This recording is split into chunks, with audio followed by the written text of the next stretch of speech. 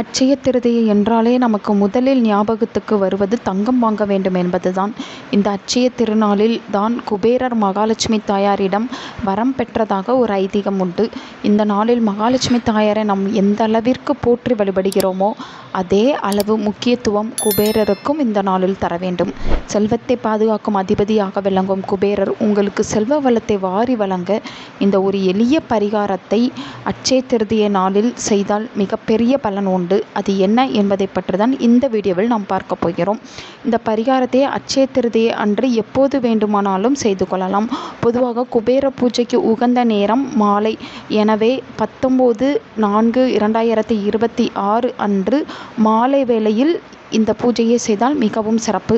பழங்காலத்தில் யார் வீட்டில் அதிகப்படியான நெல் மூட்டைகளை அடுக்கி வைத்திருக்கிறார்களோ அவரே பெரிய செல்வாதிபதி. அது மட்டுமின்றி தங்கத்திற்கு நிகரான மதிப்பு இந்த நெல்மணிக்கும் உண்டு. இப்போது இந்த குபேர மூட்டை பரிகாரத்திற்கு நான் பயன்படுத்த போகும் ஒரு முக்கியமான பொருளும் இந்த நெல் தான். இந்த பரிகாரத்தை செய்வதற்கு ஒரு கைப்பிடி நிறைய நெல் எடுத்துக்கொள்ளுங்கள்.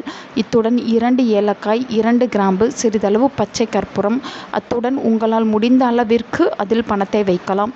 மேலும் இத்துடன் ஒரு சிறிய துண்டு வெள்ளியோ தங்கமோ இருந்தால் வைக்கலாம். இல்லை என்றாலும் பரவாயில்லை. ஆனால் ரூபாய் நோட்டை வைப்பது மிக மிக அவசியம். அனைத்தையும் சேர்த்து ஒரு மூட்டையாக கட்டி வாழை நாரை பயன்படுத்தி கெட்டி கொள்ளுங்கள். இதற்கு சாக்கு பையை தான் பயன்படுத்த வேண்டும். அந்த மூட்டையாக கட்டுவதற்கு துணியை பயன்படுத்த வேண்டாம். அது மட்டுமின்றி இந்த சாக்குப்பை யார் காலிலும் படாதவாறு இருக்க வேண்டியது மிக மிக முக்கியம்.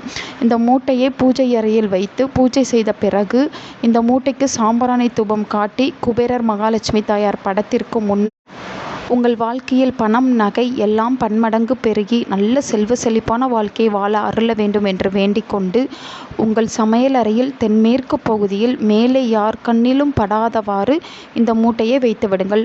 இந்த மூட்டையை ஒவ்வொரு பௌர்ணமியின் போதும் இரவு 7 மணிக்கு மேல் எடுத்து பூஜை அறையில் வைத்து வழிபட்ட பிறகு சாம்பிராணி தூபம் காட்டி மறுபடியும் இதேபோல் வைத்து விடுங்கள்.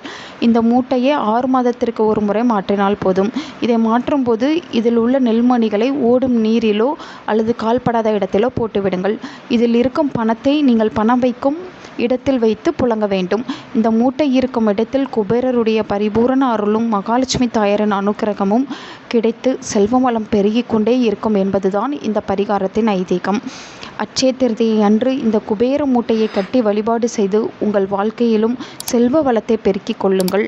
இந்த அட்சய திருதி நீங்கள் தங்கம் வாங்க தவறிவிட்டாலும் சரி, அடுத்த அட்சய திருதியில் உங்களுக்கு தங்கம் வாங்கும் யோகம் கண்டிப்பாக அமையும். நல்லதே நடக்கும். உங்கள் நண்பர்களுக்கும் உங்கள் உறவினர்களுக்கும் இந்த வீடியோவை ஷேர் பண்ணுங்கள். அவங்களும் இதை பற்றி தெரிஞ்சுக்கிடட்டும். ஆன்மீகம் டிவி தமிழ் சேனலை சப்ஸ்கிரைப் பண்ணுங்கள்.